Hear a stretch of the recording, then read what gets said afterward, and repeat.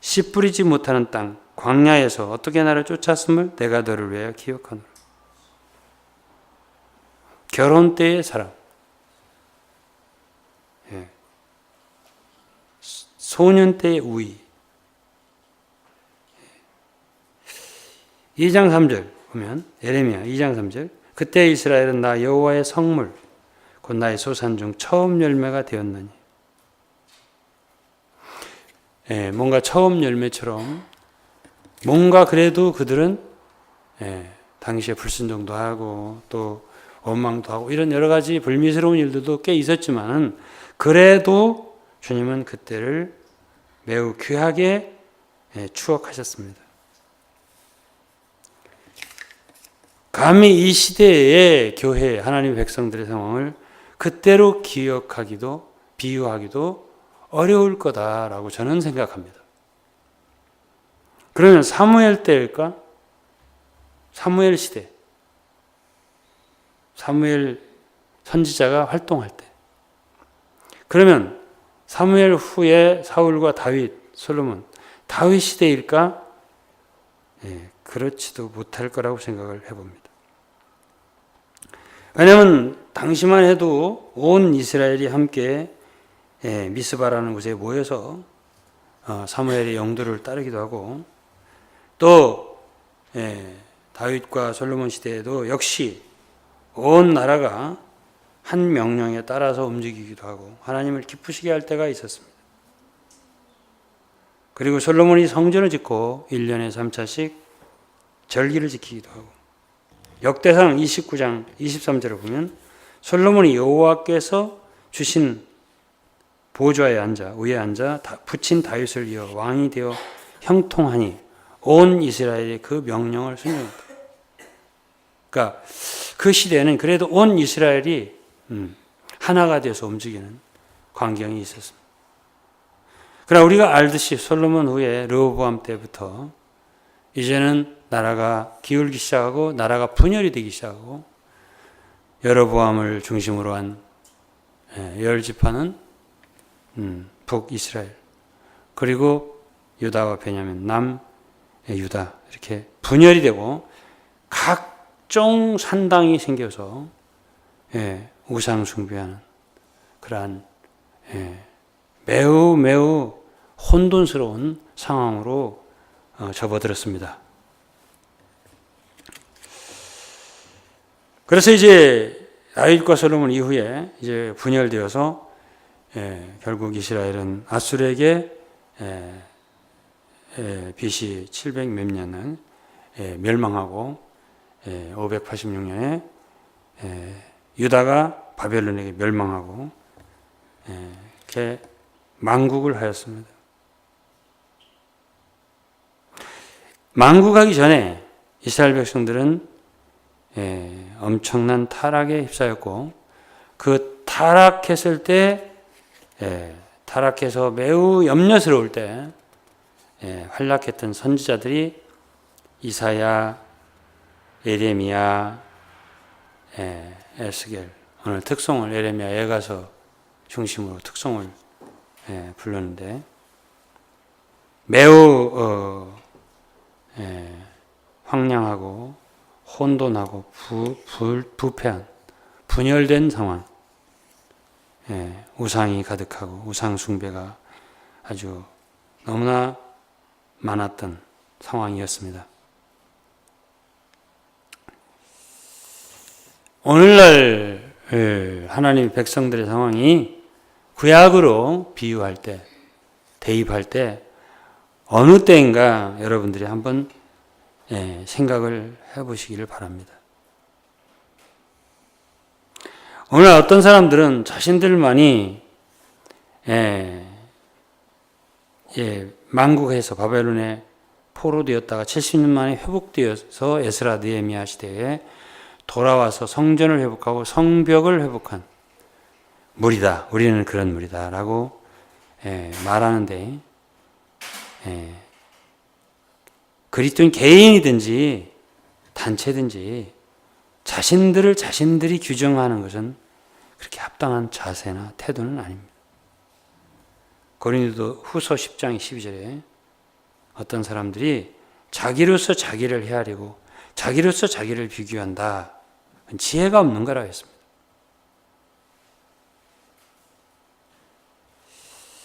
하나님이 인정해야 되겠죠. 또 오랜 세월이 흐른 후 역사가 어떤 우리에 대해서 증명한다면 증명할 수 있겠죠.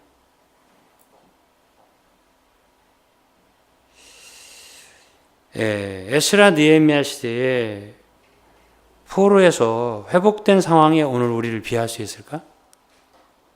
오늘날 하나님의 백성들의 상황을 그렇게 비할 수 있을까? 전체적인 하나님의 백성들의 상황으로 봐야 돼요. 우리만이 아니라 전체적인 상황. 왜? 하나님은 전체적인 상황을 보시죠. 이스라엘의 한 집 하나, 한 무리를 보고 얘기하지 않으시고.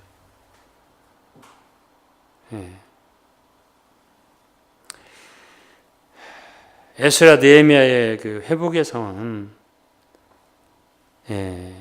구약 시대의 그런 그 예언자들의 예언을 보면 다 왕국 시대, 주님의 재림 시대에 일어날 일을 하나의 그 시대의 회복을 가지고 에스라 느헤미야 시대 회복을 가지고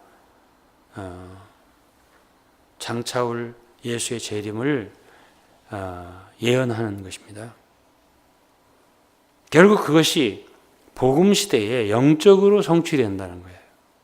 그러니까 오늘날 교회가 그 축복을 누릴 수 없는 것은 아니죠. 다 우리가 바로 그것이다라고 말할 수는 없는 거예요. 그 복음과 진리를, 신약의 진리를 온전히 누려질 경우만 그러한 회복의 상황을 체험할 수 있다. 이렇게 말하면 그것이 균형 잡힌 진리라고 볼 수 있겠습니다. 그러나 전체적으로 하나님의 백성이 현재 에스라 느헤미야 시대의 회복의 상황이냐? 그렇게 말하기는 매우 어려울 거라고 저는 생각을 합니다.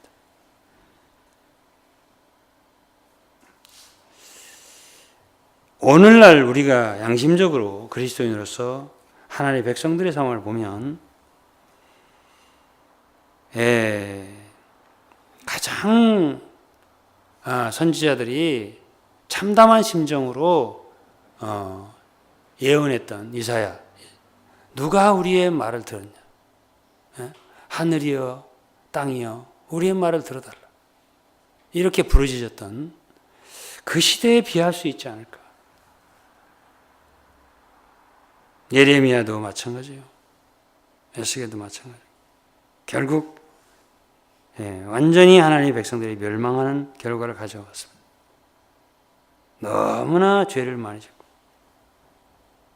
예레미야 2장에 보면 2장 7절에 내가 너희를 인도하여 기름진 땅에 들여 그 과실과 그 아름다운 것을 먹게 하였거늘 가나안 땅에 들여와서 축복을 하셨죠. 너희가 이리로 들어와서는 내 땅을 더럽히고 내 기업을 가증하게 만들었다. 8절 제사장들은 여호와께서 어디 계시냐 하지 않고, 제사장들, 하나님 섬기는 사람들은 하나님을 안 찾아. 법 잡은 자들은 나를 알지 못하고, 관리들도 나를 항거하고, 선지자들은 바알의 이름으로 예언하고 무익한 것을 쫓았느니라. 여러분들 이 말씀을 읽어보면 어쩌면 이 시대를 그대로 그리는 그림이 아닌가.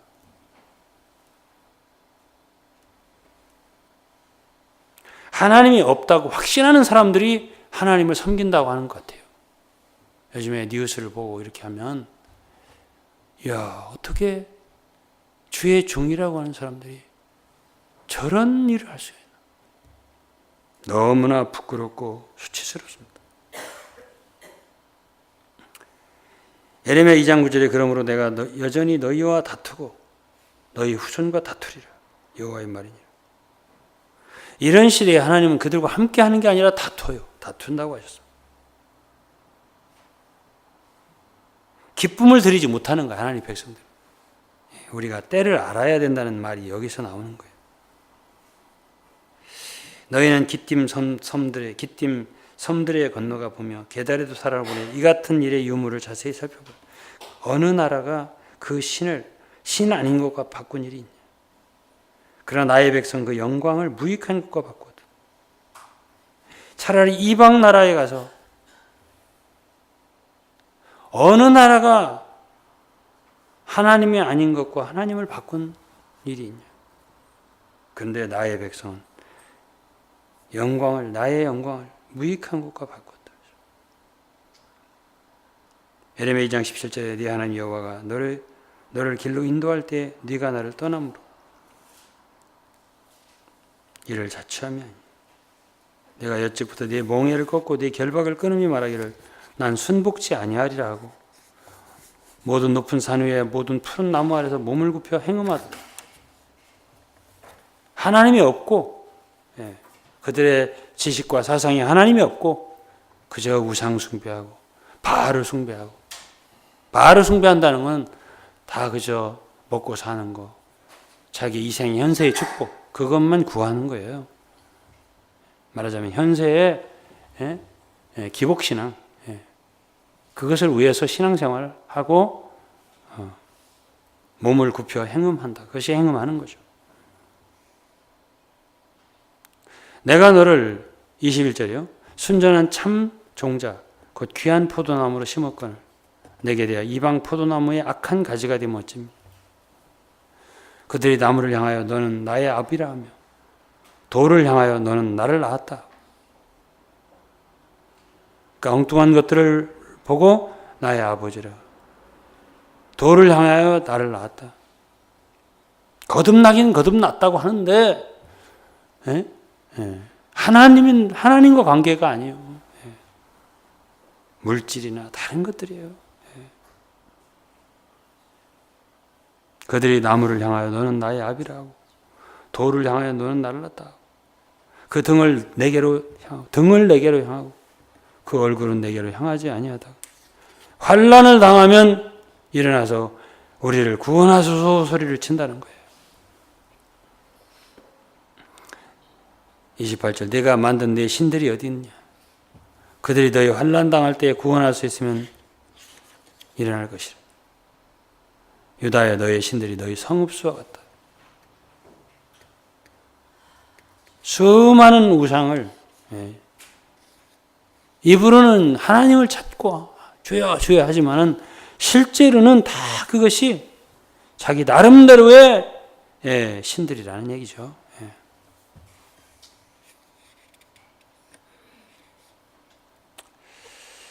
그러다 보니까는 이 시대가 이사야나 에레미야, 에스겔 시대 같고 다니엘 시대 같고 그때 당시에 거짓 선지자들이 많이 일어났고 사람들은 그들의 말을 많이 들었고 참 선지자가 말하는 걸 안 듣고 돌로 쳐 죽이고 가두고 에레미야도 갇히고 죽을 뻔하고 그랬습니다.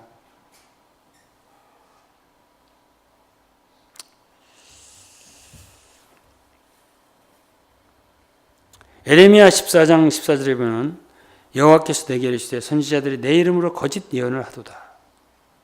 나는 그들을 보내지 아니하였고 그들에게 명하거나 이르지 아니하였거늘 그들이 거짓 계시와 복술과 허탄한 것과 자기 마음의 속임으로 너희에게 예언하도다. 많은 사람들이 선지자라고 하면서 일어나서 하나님 말씀을 증거한다고 하면서 자기 머릿속에 지식이나 나름대로 생각해낸 것들을 가지고 말한다는 거죠. 에레미야 14장 15절에 그러므로 내가 보내지 아니하였어도 내 이름으로 예언하여 이르기를 칼과 기근이 이 땅에 이르지 아니하리라. 에레미야는 멸망한다고 말했어요. 여러분 회개하지 않으면 멸망한다. 반드시 멸망한다. 바벨론이 쳐들어 너희 멸망하고 70년 동안 포로 생활할 거다. 거짓 선지자들은 그런 소리 하면 기분이 안 좋으니까 절대 그런 일 없다. 칼과 기근이 이 땅에 이르지 아니하리라. 주님은 그랬습니다. 그 선지자들이 칼과 기근에 멸망할 것이다. 21절에 이 선지자들은 내가 보내지 아니하였어도 다름질하며 내가 그들에게 이르지 아니하였어도요. 선지자들은 그들에게 성령께서 할 말을 주시는 사람들이에요. 하나님이 보내야 돼요. 하나님이 세우지도 않고 보내지도 않은 자기 나름대로 일어나서 하나님의 종이라고 하면서 자기 마음속에서 생각나는 대로 말한다는 거죠.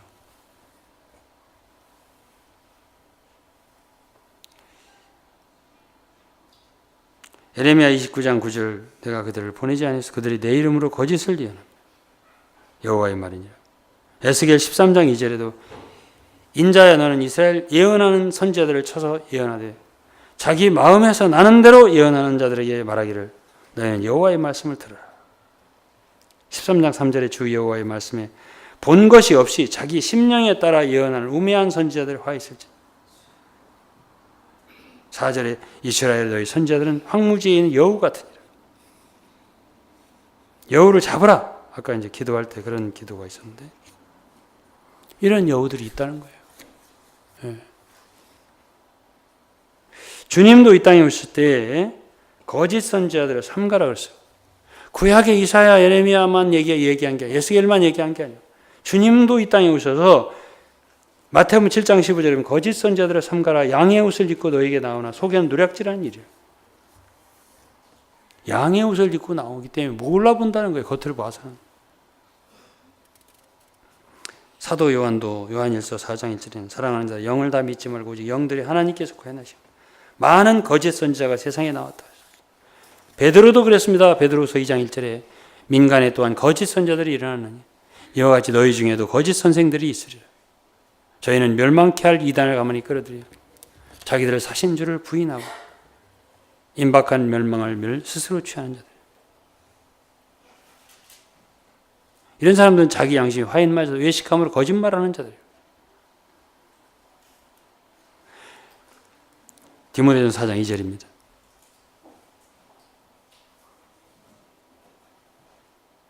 디모데전서 6장 20절에 바울은 디모데한테 말합니다. 디모데야 내게 부탁한 것 지키고 거짓되이 일컫는 지식에 망령되고 허탄한 말과 변론을 피하라. 성경을 그저 지식적으로 거짓되이 쌀로 말하면 껍질, 알맹이는 없는 거예요. 쭉정이 그런 지식 그런 것들. 그런데 사람들이 문제는 이런 걸 좋아한다는 거예요. 거짓 것을 참된 것보다 진리보다 더 좋아한다는 거죠.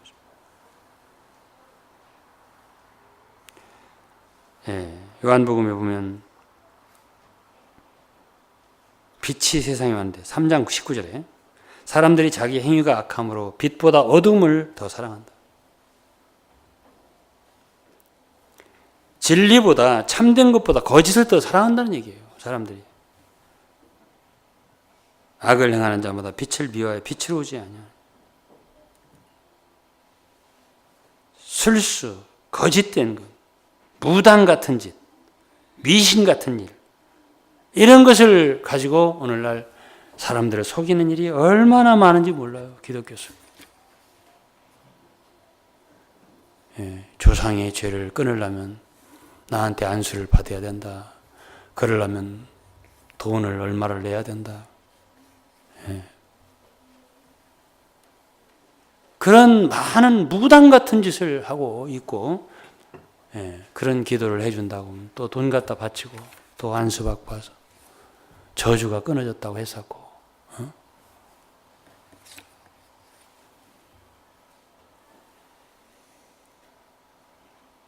많은 속임수가 있습니다. 그러니 이 시대를 어찌 우리가 그나마 모세의 영도를 따라서 광야에서 움직였던 광야의 이스라엘에다 비교할 수도 있겠으며 어떻게 다윗 시대에 비교할 수 있겠으며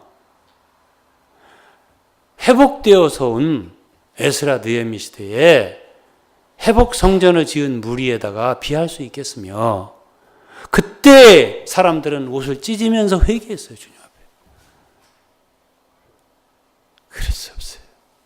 양심이 있으면 그럴 수 없어요.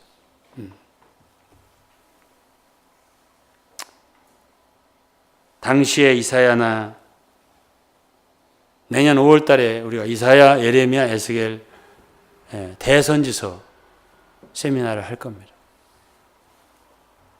많은 나라에서 모이겠죠.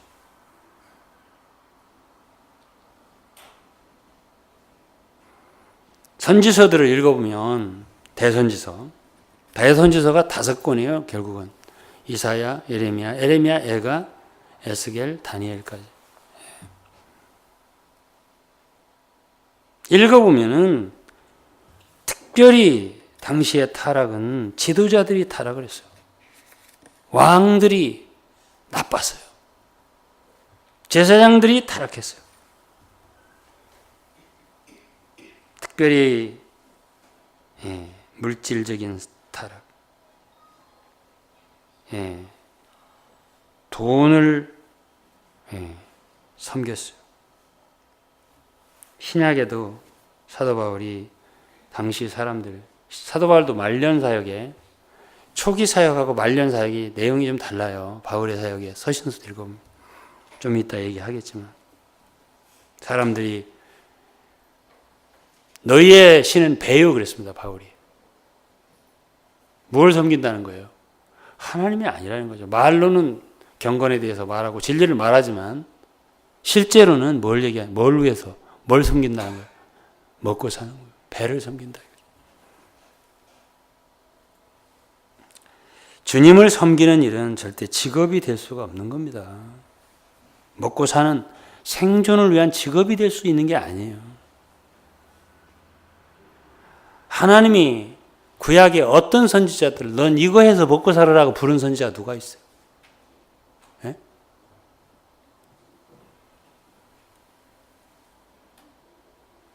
재물을 인하여 미혹을 받은 선지자는 구약과 신약에도 유명한 발람 하나뿐이요. 발람도 겉으로는 굉장히 영적인 것처럼, 예? 모압의 귀족들이 와서 이스라엘을 저주해달라고 하려고 여러 가지 귀한 물품들을 갖고 왔어. 재물을 갖고,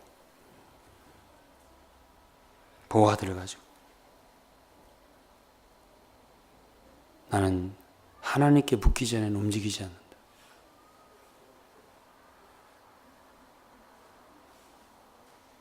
모를 지경이에요. 그 사람이 영성이 나쁘다고 감히 판단하기 어려울 정도로 말을 잘했어요. 구약을 읽어보세요. 발람 이야기를 읽어보세요. 민수기를 읽어보십니다. 그러고 하나님께 정말 기도했어요. 그랬더니 하나님 가라고 했어요. 가라고. 하나님이 가라고 해서 가는데 왜 내가 무슨 문제가 있나?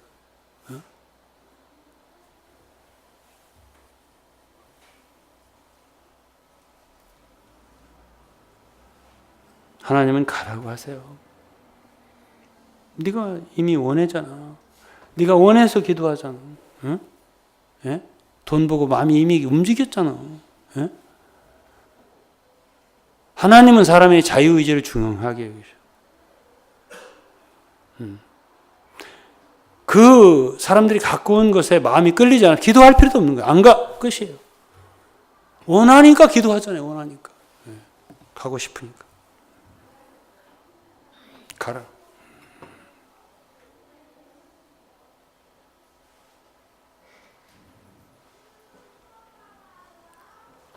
오늘날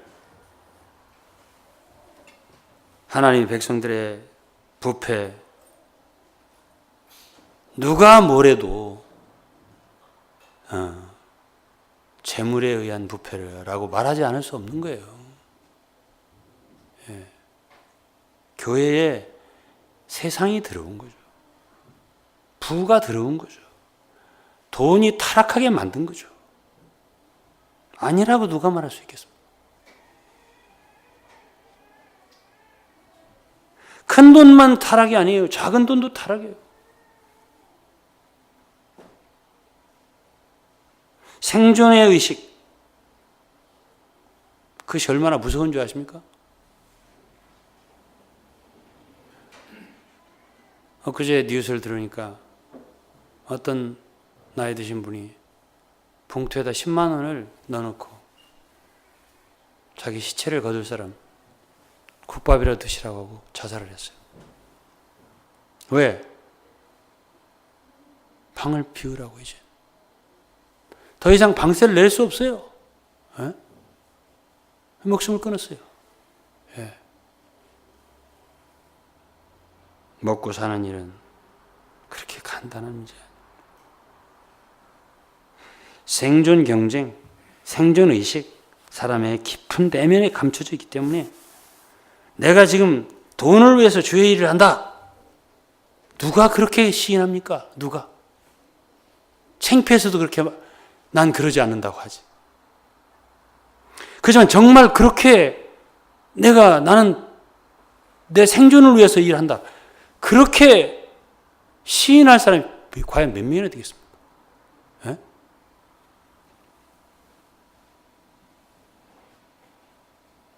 아예 그냥 드러내놓고 난 돈 벌려고 한다 라고 하는 사람은 그래도 좀 덜합니다. 덜한 게 아니라 그것도 나쁜 거지만은 더 안 좋은 거는 위선적인 거, 외식하는 거죠.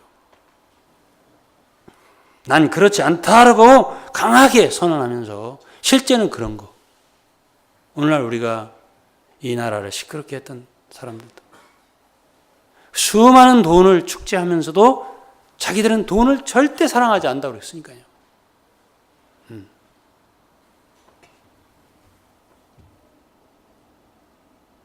물질, 재물이 오늘날 교회 부패의 주 원인이다. 그거죠. 그리고 이걸 우리가 알아야 됩니다. 얼마나 이것이 우리를 무너뜨리는지. 결국 다툼과 싸움과 화내는 것과 교회의 문제는 다 여기서 생기는 거예요. 그것 때문에.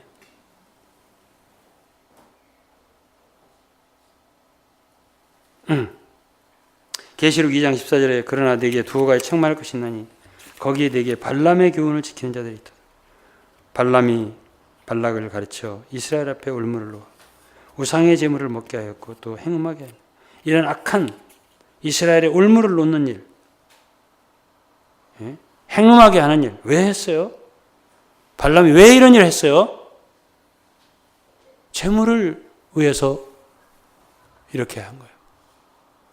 자기 먹고 사는 문제 때문에 결국 이런 엄청난 죄를 저지르게 된 거예요. 디모데전서 6장 5절에 마음이 부패해지고 진리를 잃어버려 경건을 이익의 재료로 생각하는 자들의 다툼이 일어나요. 다툼 왜 생겨요? 결국 경건을 이익의 재료로 이익의 재료로 일을 위해서 경건을 사용하고 진리를 사용한다는 얘기예요. 그게 뭐냐? 그 마음이 부패한 것이다.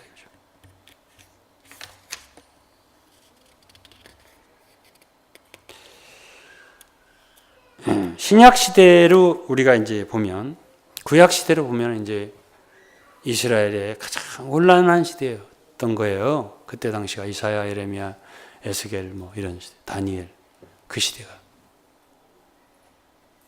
그 시대에 결국 그 부패는 이스라엘의 멸망을 가져온 거예요. 멸망을. 예. 그러니까 결국 이 시대가 말세라는 거죠. 제가 생각할 때. 예.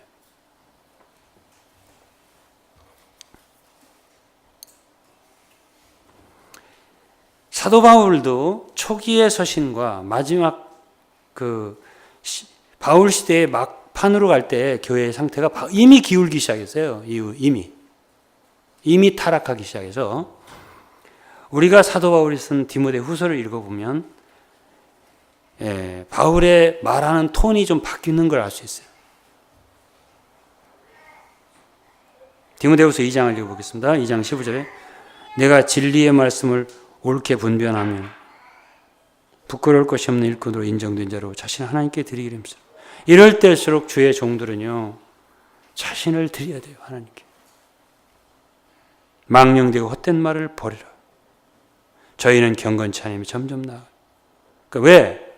그 시대에는, 그런 시대는 헛된 말들을 많이 한다는 거죠. 썩어진 말들. 경건치 아니하며 나아간다, 사람들.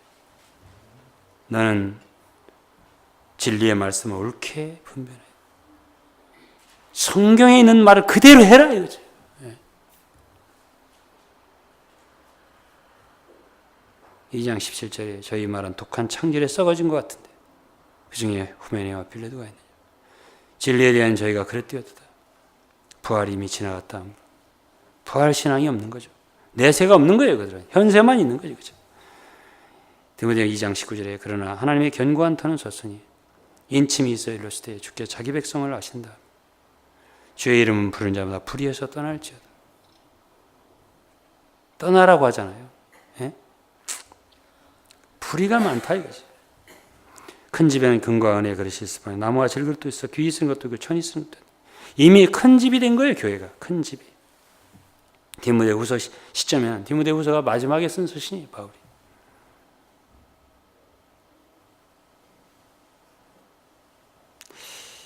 이 장 21절 그러므로 누구든지 이런 것을 자기를 깨끗하게 하면 귀히 쓰는 것이 돼요. 이제 깨끗하게 하라. 너 자신을 깨끗하게 하라 이거죠. 디모데한테 말하는 것입니다. 그래야 귀한 그릇이 되고 거룩하게 되고 주인의 쓰심에 합당하고 모든 선한 일에 예비함이 된다. 청년의 정욕을 피하고 주를 깨끗한 마음으로 부르는 자들과 함께 의와 믿음과 사랑과 화평을 쫓으라. 의롭게 되라. 믿음을 가져야 된다. 먹고 사는 문제 한 가지만 얘기할까요? 주님이 너 자신을 먹여 살린다는 믿음 하나 없으면 어떻게 하나님 섬기냐? 예? 물질에 매여가지고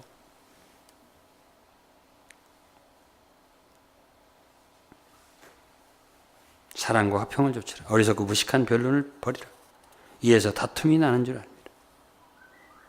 마땅히 주의 종은 다투지 않고 모든 사람 온유하고 가르치게 할 자라. 참으며 거역하는 자를 온유함으로 징계하라고 했습니다. 디모데후서 3장 1절 보겠습니다. 내가 이것을 알라 말세에 고통하는 때가 이르니 사람들은 자기를 사랑하고 돈을 사랑하고 자긍하고 교만하고 회방하며 부모를 거역하고 감사치 않고 거룩하지 않고 무정하고 원통함을 풀지 않고 한 번 원통하면 안 풀어. 무정한 거예요. 참소하고 절제하지 못하고 싸나웠고 선한 걸 좋아하지 않고 배반하여 팔며 조급하고 자고하고 쾌락을 사랑하고 경건의 모양은 있으나 능력은 부인하는 자. 이 같은 자들이 네가 돌아서라. 넌 그런 많은 사람들 돌아서라. 말세의 특징을 말하고 있습니다. 당시에 그랬어요. 지금 우리는 이런 상황을 보고 있다고 생각합니다. 사람들이 그저 참소하고 남을 비난하고 엄청나요. 정부에 대하여, 대통령에 대하여, 권세자들에 대하여 인터넷을 보면 입에 담을 수가 없어요. 이런 때가 없었어요. 제가 볼 때.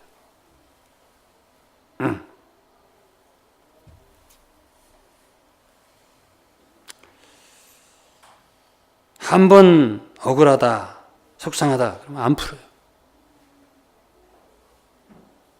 그저 세상 사람은 서로 좀 사이가 안 좋으면 옛날에 그런 말이 많았어요. 그저 술 한잔 마시고 서로 풀자. 이렇게 풀고. 소위 믿는 사람들은 한 번 꽁 하고 안 하면은 1년이고 2년이고 5년이고 10년이고 안 풀어요. 예. 안 풀어요. 예.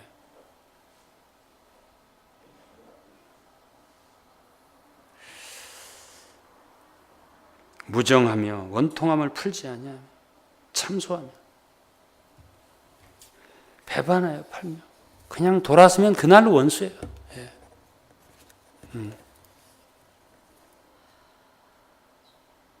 그리고 재밌어야 돼. 뭐든지 다 쾌락을 사랑, 하나님 사랑 안 해.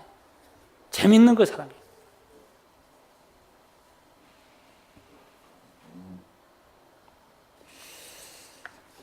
이것이 이런 시대의 특징이 아니라고 누가 말하겠습니까? 하나님 앞과 산자와 죽은 자를 심판하신 그리스도 예수 앞에서 그에 나타났을 고 나라를 두고 엄히 명하노니 너는 말씀을 전파하라. 그러나 이런 때라도 사도 바울은 디모데에게 말씀을 전파하라 했어요. 때를 얻든지 못 얻든지 항상 힘써. 사람 듣든 안 듣든 그게 회개하고 받아들이고 안 받아들이고 너무 그거 생각하지 마라. 전해라. 그냥. 오래 참과 가르침으로 경책하며 경계하며 권하라. 때가 이르리니 사람이 바른 교훈을 받지 아니하고 귀가 가려워서 자기의 사욕 좇을 스승을 말이다. 바른 교훈, 성경에 있는 말씀대로 바로 가르치면 사람들이 안 듣는다 이거죠. 받지 않는다. 때가 이르리니 지금이 그런 때가 아닌가요? 또 그 귀를 진리에서 돌이켜 허탄한 이야기를 줘. 허탄한 얘기 듣고서 그냥 재밌고 그냥 농담이고 그냥 그런 얘기는 좋아하고 참된 하나님의 말씀을 전해지만 안 듣는 거죠. 가려운 길을 긁어주는 얘기. 아주 쌈박한 얘기. 예? 재미나야 돼요. 예. 자기가 원하는 것을 채워주는 얘기를 해야 돼요. 사욕을 좇을 스승을 봐야 돼요.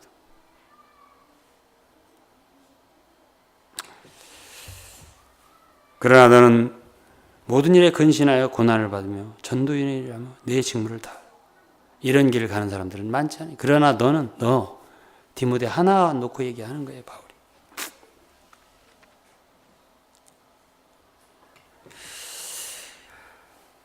구약 성경에도 이사야 선지자, 에레미야, 에스겔 뭐 이런 이때에 마지막 그 멸망하기 전이요. 그때에 상황이 그랬지만은 하나님은 항상 그렇다고 해서 다 그렇지는 않다. 이 얘기를 꼭 하셨어요. 남은 자라는 얘기를 꼭 하셨거든요. 예? 근데 오늘날 남은 자, 우리가 남은 자다. 그런 사람도 있더라고. 렘넌트. 예? 그런 소리 하지 말아야 돼요. 예. 자기들만 특정해가지고 우리는 바로 구약이 요거 좋은 거다. 예? 신약에 뭐 14만 4천이다. 우리는 요거다. 그런 소리 하지 말아야 돼요. 그런 소리 하는 사람마다 뭐예요? 14만 4천이다. 뭐예요? 감람나무다. 뭐요? 뭐는 이단이지. 예.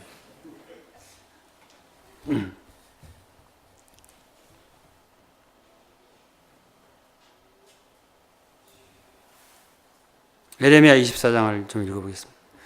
바벨론 왕 느부갓네살이 유다 왕 여호야김의 아들 여고냐와 유다 방백들과 목경들과 철공들을 예루살렘 바벨론으로 옮긴 후에 이제 진짜 멸망했어요. 그래서 이제 포로로 잡혀갔어요. 바벨론으로. 그런 다음에 하나님께서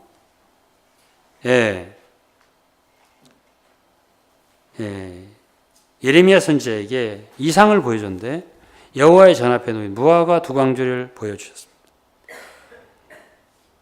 입사장 2절에 한 광주리는 처음 익은 듯한 극히 좋은 무화과가 있고 한 광주리는 악하여 먹을 수 없는 극히 악한 무화과가 있더라. 여호와께서 내게 이르시되 예레미야 네가 무엇을 보느냐? 내가 대답하되 무화과 아니. 그 좋은 무화과는 극히 좋고 그 악한 것은 극히 악하여 먹을 수 없게 악한.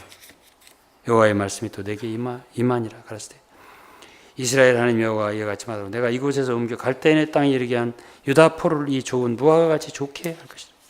내가 그들을 돌아보아 좋게 하여 다시 이 땅으로 인도하여 세우고 헐지 아니하며 심고 뽑지 아니하겠고 내가 여호와인 줄 아는 마음을 그들에게 주어서 그들을 전심으로 내게 돌아오게 하리니 그들은 내 백성이 되겠고 나는 그들의 하나님이 되리라. 나 여호와가 이같이 말하노라. 내가 유다 땅 유다 왕 시드기야와 방백들과 예루살렘의 남은 자로서 이 땅에 남아있는 자와 애굽 땅에 거하는 자들 이 악하여 먹을 수 없는 악한 무화과 같이 버리되 두 종류가 있다 이거지. 거짓 선지자의 말을 듣고 당시에 거짓 선지자들은 이스라엘이 절대 멸망하지 않는다. 유다죠. 그러니까 예루살렘 떠나지 않았어요. 그리고 거짓 선지자 좋은 말하니까 계속 좋은 말만 듣고, 예레미야 선지자 이런 사람들은 계속 멸망한다. 바벨론에게 결국 너희들은 아주 처참하게 패망한다. 그런 말을 듣기 되게 싫어했어요. 그 선지자들의, 참 선지자들의 말을 듣고 말씀대로 순종한 사람들은 극히 좋은 무화과, 처음 익은 듯한 귀한 무화과가 되는 거고, 거짓 선지자들의 말 듣고 좋다 그랬거든요. 귀에 좋은 말 계속 했거든요. 그러니까 에레미야 잡아 죽여라 막 하고 안 들었죠. 들은 사람들은 결국 포로로 잡혀갔죠. 그들을 이제 다시 포로로 잡혔다가 회복해 왔는데 그들을 주님이 좋은 무화과라고 한 거예요. 두 종류가 있는 거죠. 로마서 12장 2절에 너희는 이 세대를 본받지 말고 오직 마음을 새롭게 함으로 변화를 받아 하나님의 선하시고 기뻐하시고 온전한 뜻이 무엇인지 분별하도록 하라.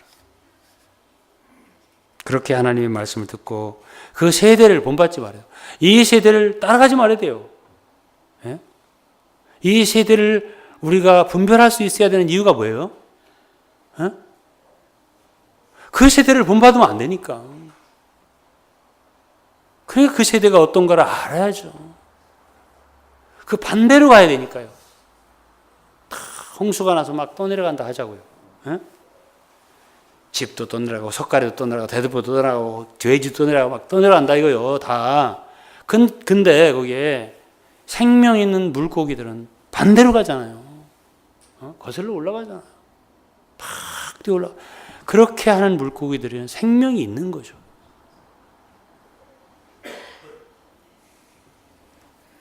아이고, 다 그러는데 그렇게 가야지. 우리만 별거라고.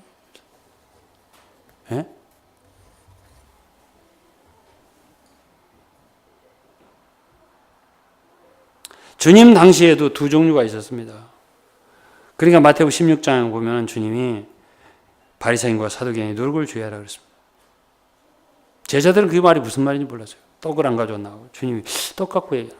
주님이 친히 말씀해 주세요. 마태복음 16장 11절에 어찌 내바한 것이 떡에 관한 것이 아닌 줄을 알지 못하니 바리새인과 사두개인들의 누룩을 주의하라. 그제야 제자들이 떡의 누룩이 아니라 바리새인과 사두개인의 교훈을 삼가라고 말씀한 줄 깨달았다. 바리새인 신앙은 왜 조심해야 돼요? 자기들만 최고다, 자기들만 옳다, 자기들만 하나님 말씀 지켜. 그렇게 우리하고 우리만 최고다고 하는, 우리만 하나님 말씀을 따라간다고 하고 자기들 단체를 최고로 높여 자기들 당을 만들었어요. 그런 신앙 누룩이라고 했습니다. 조심하라. 사두개인은 현세적인 거예요. 현세적인. 이 사람들은 내세가 없어요. 부활도 없고요. 그냥 현세 축복만 원하는 거예요. 이 두 가지를 조심하라 이거죠. 주님 당시에도. 오늘도 큰 부류로 나누면 이 두 가지 부류로 나눌 수 있는 거예요. 현세의 축복을 구하는 기독교.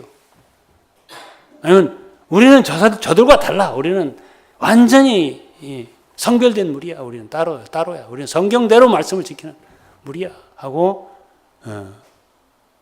완전 말하자면, 우리는 옳은 사람들 하고, 바리새인 같이 된 사람. 이 두 종류의 누룩이 있다. 이걸 조심하라. 주님이 말을 했단 말이에요. 그런데 이제 주님이 이제 이 말씀하신 걸 보면 전도를 하는 사람들에게 이제 아까 디모데후서 4장도 얘기했지만은 마치 이 땅에는 그냥 그런 사람이 따로 있는 듯하다고 이거 우리가 알아야 돼요. 안 되는 사람은 안 된다 이거지. 이런 느낌이 있어요. 디도서 1장 15절에 이랬습니다. 깨끗한 자에겐 모든 것이 깨끗하나 더럽고 믿지 않는 자들은 아무것도 깨끗한 것이요 오직 저희 마음과 양심이 더러운지라. 깨끗한 자가 따로 있는 것 같이 이렇게 성경에 쓰여 있어요. 또 마태복음 10장에 주님은 그랬어요. 제자들을 보내면서 평안하길 빌라. 그 집이 합당하면 너의 빌은 평안이 너에게 올 거고 합당치 않으면 평안이 너에게 돌아온다. 너희 영접지 않으면 또 너희 말 듣지도 않으면 그 집에나 성에서 나가 너희 발에 먼지를 떨어라. 안 받는 사람을 계속 하지 마라 이거지 이거. 따로 있는 듯 하다 이거지. 예.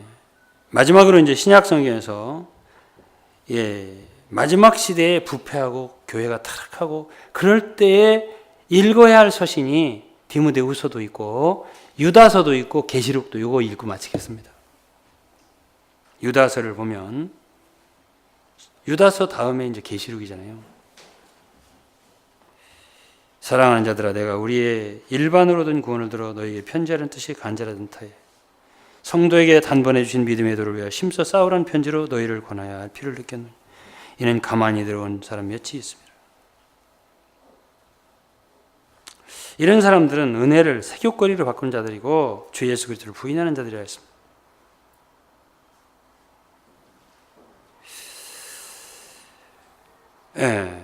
너희가 본래 범사를 알았으나 내가 너희로 다시 생각나고자 주님이 백성을 애굽에서 구원해내시고 후에 믿지 않은 자들을 멸했다 했습니다.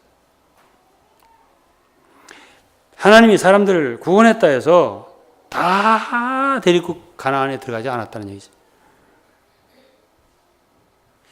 자기 지혜를 지키지 아니하고 자기 처소를 떠난 천사들을 큰 날의 심판까지 영원한 결박으로 흑암에 가두셨고 소돔과 고모라 그 이웃도 주도 저희와 같은 모양으로 간음을 행하며 다른 색을 따라가다가 영원한 불의 형벌을 받음으로 거울이 되었네. 그런데 이 꿈꾸는 사람들도 그와 같이 육체를 더럽히며 권위를 없인 여기며 영광을 회방한다. 마지막 시대의 사람들이 다 꿈을 꾸고 허황되고 권위를 없인 여기고 영광을 회방하고 10절에 보면 이 사람들은 무엇이든지 그 알지 못하는 걸 회방한다. 저희는 이성 없는 짐승같이 본능으로 아는 것으로 멸망한다. 11절은 화 있을 적 이 사람들이 가인의 길에 행하고 가인의 길은 뭐예요? 육체의 길이죠. 싹스를 위하여 발람의 어그러진 길로 몰려가고 고라의 패역을 쫓아 멸망을 받고 고라 패역 뭐예요? 모세와 아론을 고라와 250명의 당을 지어서 거역한 큰 사건이에요. 발람의 어그러진 길로 몰려가고 고라의 패역이고 저희는 기탄 없이 먹으니 너희 예찬에 암초요 자기 몸만 기른 목자요 바람에 불려가는 물 없는 구름이요 죽고 또 죽어 뿌리까지 뽑힌 열매 없는 가을나무 자기의 수치의 거품을 뿜는 바다에 거친 물결이요 영원히 예비된 캄캄한 흑암 위에 돌아갈 유리하는 별들이라 궤도가 없어요.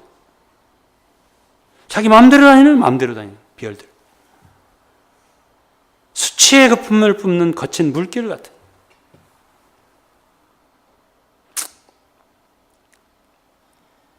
에녹에 대해서 말했습니다. 아담의 7세손 주님의 재림에 대해서 예언한 주께서 그 수만의 거룩한 자와 함께 임하셨나니 이는 물사람을 심판하사 경건치 않은 자의 경건치 않은 모든 경건치 않은 일과 경건치 않은 죄인의 주께 거스려 한 모든 강팍한 말이 저희를 정죄하려 하십니다. 이 사람들은 원망하는 자며 불만을 토하는 자며 정욕대로 행하는 자 입으로 자랑하는 말이며 이를 왜 아첨하는 일 사랑하는 자들아 너희는 우리 주 예수 그리스도의 사도되에 미리 한 말을 기억하라. 그들이 말하기를 마지막 때에 말세에 어떤 사람들이 있다고 자기의 경건치 않은 정욕대로 행하며 기롱하는 자들이 있으리라. 이 사람들은 당을 짓는 자며 육에 속한 자며 성령은 없다. 당을 짓는 시대예요. 지금 사랑하는 자들아 너희는 너희의 지극히 거룩한 믿음 위에 자기를 건축하며 성령으로 기도하라고 했습니다. 하나님의 사랑과 자기를 지키라 했어요. 영생에 이르도록 우리 주 예수 그리스도의 긍휼을 기다리라. 23절에 또 어떤 자를 불에서 끌어내어 구원하라. 또 어떤 자를 육체로 더럽히는 옷이라도 싫어하여 두려움으로 긍휼히 여기라. 지금 이러한 말씀이 필요한 시대입니다. 계시록 2장과 3장에 7교회의 예언이 있습니다. 사도들이 간 후에 에베소가 나오고 그 다음에 사대 로마의 박해 아래서 핍박받는 교회, 그 다음에 세상과 연합한 보가모, 그 다음에 카톨릭 천주교로 축성된 두아드라, 그 다음에 사대 개혁교회, 그게 예표하고 있어요. 교회에 대한 예언이에요. 계시록 2장과 3장에. 지금 우리는 지금 시대가 사대교회 시대다라고 말할 수 없습니다. 지금이 빌라델비아다고 말할 수도 없어요. 저는 지금 신약의 계시록 2장과 3장을 보더라도 지금은 라오디게요. 의견만 가득하고 아는 것만 가득하고 실제 행함은 없는, 머리만 가득 크고 다 알아요. 지금 모르는 게 없어요. TV 설교가 하루 종일 나오죠. 책은 수없이 쏟아져 나왔죠. 우리 젊을 때는 성경 주석이 그저 톰슨 성경이라는 하나밖에 없었어요.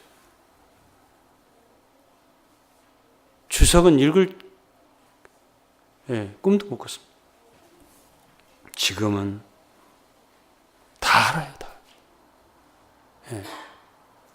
사람들이 아는 것으로 다 만족하는 거예요.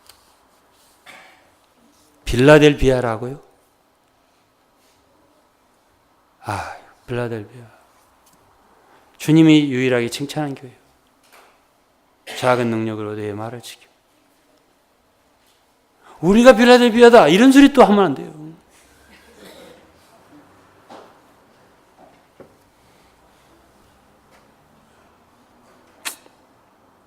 제가 처음에 출판사 이름을 초기에 빌라델비아라 줬다가 1년도 안 돼서 바꿔버렸습니다. 오해할까 봐서. 초기 책 몇 권이 빌라델비아로 나온 책이 있어요. 왜 바꿔놨는지 아시겠죠? 제가 지금 말씀드리잖아요.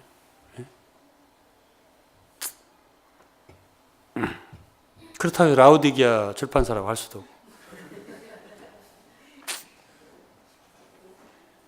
그래서 베델서원이라고 평범하게 바꿨습니다.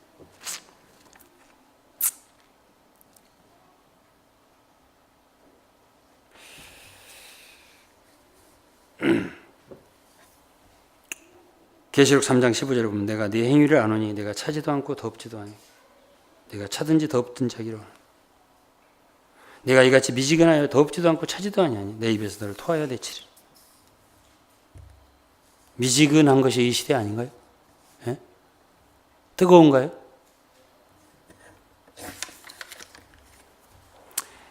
내가 말하기를 나는 부자라 부유하여 부족한 것이 없다. 다 있다. 다 안다. 그러나 주님은 네 곤고한 가련한 것과 가난한 것과 눈먼 것과 벌거벗은 것을 알지 못한다.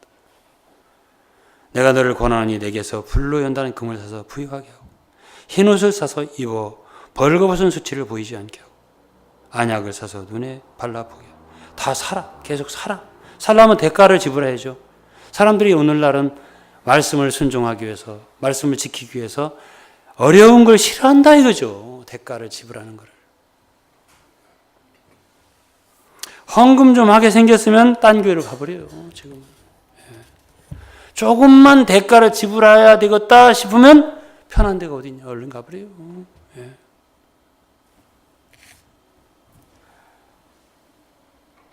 여기서는 다 사라고 했습니다.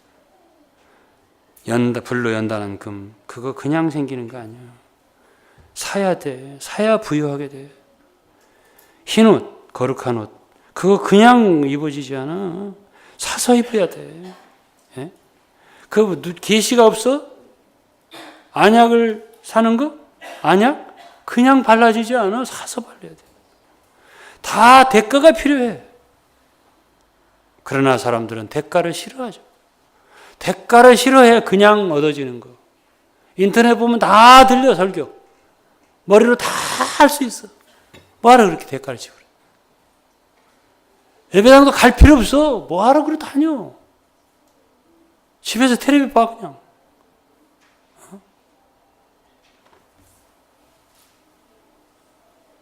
3장 19절에 빌라델비아의 라우디게아 성도들이 뭐라고 했어요? 내가 사랑하는 자를 책망하여 징계하라. 칭찬 안 했어. 이런 교회를 칭찬 안 했어. 주님이 책망하십니다. 징계하노니, 책망만이 아니라 징계하노니, 그러므로 네가 열심을 내라. 회개하라. 열심을 내라 그랬습니다. 회개하라 그랬어요. 사랑하는 여러분, 마무리하겠습니다. 오늘 이 시대에 우리가 어떻게 길을 걸어가야 하나 보려면 이 시대를 분별해야 돼요. 이 시대가 어떤 시대인가를 알아야 한다고 생각합니다. 사도 바울은 디모데에게 말했습니다. 사람들이 다 이렇다. 돈을 사랑하고 자기를 사랑하고 다 이렇게 한다. 그러나 너는 그러지 마라. 너는 그러지 마라. 너 하나님의 사람아. 너는 이러지 마라. 의를 쫓아라. 의롭게 살아라. 복음을 전해라. 여전히 복음을 전해야 돼요.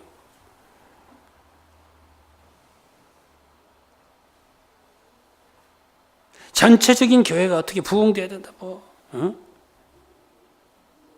어느 단체 뭐 합해야 된다. 이런 소리 했었지 말고 왜 한국 교회가 막 나눠지냐. 뭐 나눠야 돼. 뭐 NC 뭐 나눠 합해야 된다. 그런 소리 하지 말고 당신 자신이나 그런 타락하고 부패한 흐름에서 너 자신을 구별해라. 이게 성경 말씀이에요.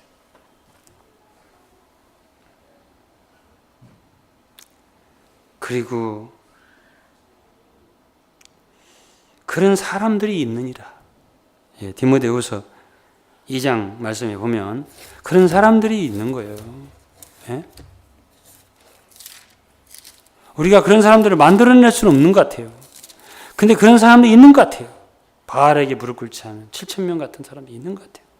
그 이세벨 아합 시대에도 그런 사람들이 있는 거야. 엘리야 선지자 시대. 아무도 없는 것 같다고 바울이 누구 엘리야가 그랬을 때 하나님이 그랬잖아요. 아니다고 있다고. 바울이 그랬습니다. 디모데후서 2장 22절에 또한 내가 청년의 정욕을 피하고 주를 깨끗한 마음으로 부르는 자들과 함께 의와 믿음과 사랑과 화평을 쫓으라. 깨끗한 마음을 가진 자들이 있다는 거예요. 시대가 이렇게 악해질수록 교묘하게 부패해가고 더러워질수록 그 속에 나는 이런 흐름을 따라가서는 안 되겠다. 난 그렇게 살 수 없다. 더 내려갈수록 더 올라가려고 하는 사람이 있게 마련이라는 거예요. 마귀는 계속 교회를, 하나님의 백성들을 끌어당기고 땅으로 미치고 음부로 끌어당기고, 그런데 그 흐름에서 거슬러서 솟구쳐서 올라가려고 하는 사람들은 더 세차게 올라가는 사람들이 있다는 거예요. 그들을 소위 남은 자라고도 하고 그들을 소위 이기는 자들이라고도 하는 거예요. 우리가 복음을 전하고 진리를 증거하되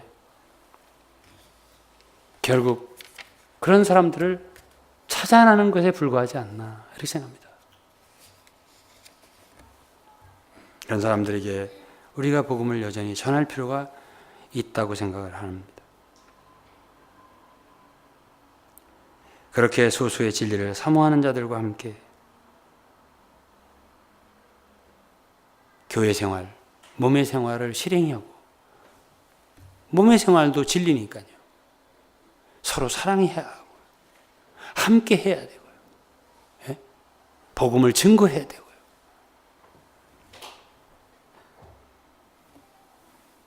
어쩌면 주님이 그런 소수의 사람들과 함께 그들을 징검다리처럼 여겨서 그분의 재림을 다시 오시는 일을 역사하지 않을까 생각합니다.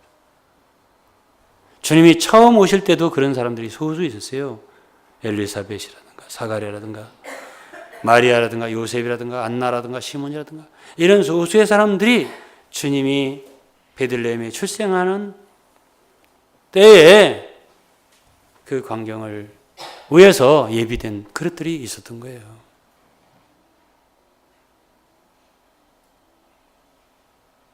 바울 시대에도 수많은 사람들이 사도 바울을 떠나고 다 어그러진 길로 가고 세상으로 가버렸지만 그래도 그때 소수에 남은 사람들이 사도 바울과 함께 죽기까지 길을 걸어간 사람들이 있었던 거예요. 예. 낙심할 거 없어요. 다 떠나가는데 예? 과연 누가 이 진리의 길을 갈 것인가? 주님은 여러분 한 사람 한 사람에게 말할 겁니다. 너나 잘해. 예? 다른 사람 가는 사람은 힘 빠진다. 아, 힘 빠지는구나. 어? 나도 나갈 힘이 없어. 나도 다 그러는데 나 어떻게 가냐? 나같이 약한 사람. 그런 소리 하지 말라 이거죠. 예? 그럴수록 여러분들이 참되다면 예? 극히 아름답고 먹기에 좋은 천열매 같은 무화과가 될 수 있다는 얘기예요. 그런 사람들을 주님은 원하시고 라오디게아에게 문을 두드리면서 주님이 문이 닫혔어요. 이미 교회가. 주님 바깥에 있어요. 그 안에 계시지도 못하고. 문 밖에서 문을 두드리면서 누구든지 문을 열면 내가 그와 더불어 먹겠다. 그는 나와 더불어 먹고 나는 그와 더불어 먹겠다. 내가 그를 반드시 다시 올 때 내 보좌에 함께 앉게 해주겠다. 축복과 상급을 약속하고 주님이 말씀하고 계신 거예요. 인수의 부흥, 그것도 물론 인원도 중요하죠. 그렇지만은 먼저는 여러분 한 사람 한 사람이 주님 앞에 올바로 서는 일이 더 중요한 거예요. 저는 이렇게 이 세대를 바라보는 마음을 여러분들이 전했는데 저는 여러분 모두 이 말씀을 듣고 이것을 그저 사람의 말로 듣지 말고 하나님이 이 시대를 위해서 주시는 말씀으로 받아서 순종하는 길을 걸어갈 수 있기를 주의 이름으로 축원합니다. 기도하겠습니다. 하나님 아버지 감사합니다. 저는 오늘 정말 주님 앞에 심각한 마음으로 이 말씀을 하나님의 백성들에게 제출하였습니다. 하나님, 이 말씀을 들은 많은 사람들 헛되이 듣지 않도록 이 말씀조차 거역하지 않도록 주님 순종한 마음 주시고 받아들이는 마음 주시고 회개할 수 있는 은혜를 주시고 앉아있는 자리에서 일어날 수 있게 도와주시옵소서. 지금까지 걸어온 길을 잘못 걸어왔다면 돌이키게 하시고 회개하고 열심을 내어서 참된 진리의 길을 순종하면서 걸어갈 수 있도록 도와주시옵소서. 감사하며 예수 그리스도의 이름으로 기도드리옵나이다. 아멘. 예, 오늘은 찬송을 다 함께 부르기가 뭐해서 제가 갑자기 시켜서 미안한데 유점선 교사가 제가 작사 작곡한 남은 자여 영광이 있으라는 찬송